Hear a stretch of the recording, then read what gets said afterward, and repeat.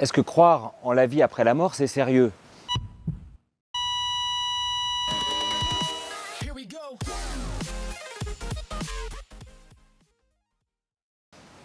Je ne suis jamais allé voir là-haut comment c'est, alors je ne peux pas vous répondre avec simplement mon expérience personnelle.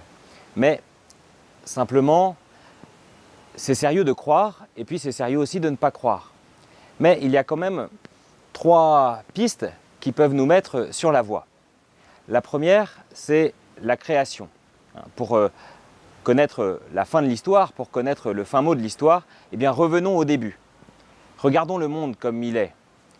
La beauté de la création, l'amour qu'on porte en nous, la vie, notre vie, la vie des autres, la vie du monde. Alors si cette vie, cet amour sont là, c'est bien qu'ils viennent de quelque part.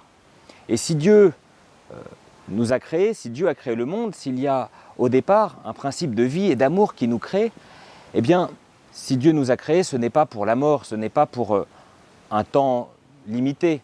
Si Dieu crée l'amour, la vie, le bien, le beau, le bon, le vrai, c'est pour que ça vive, c'est pour que ça dure.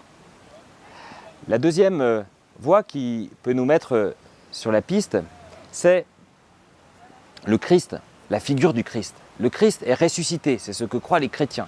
Il est ressuscité avec un corps. Et des chrétiens se sont mis en route.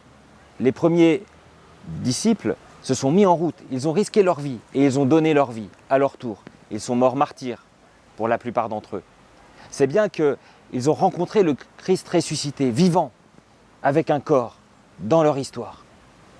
Et si le Christ est ressuscité, alors nous aussi, nous sommes appelés à ressusciter. Sinon, nous dit saint Paul, eh bien notre foi est vaine, si c'était juste pour le Christ, mais que finalement nous n'étions pas concernés.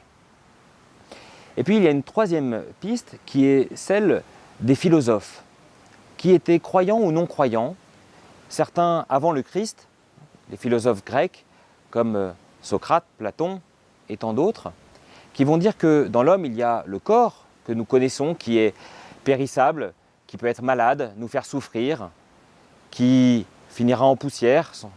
Mais il y a en nous quelque chose d'autre. C'est ce qu'on a appelé l'âme.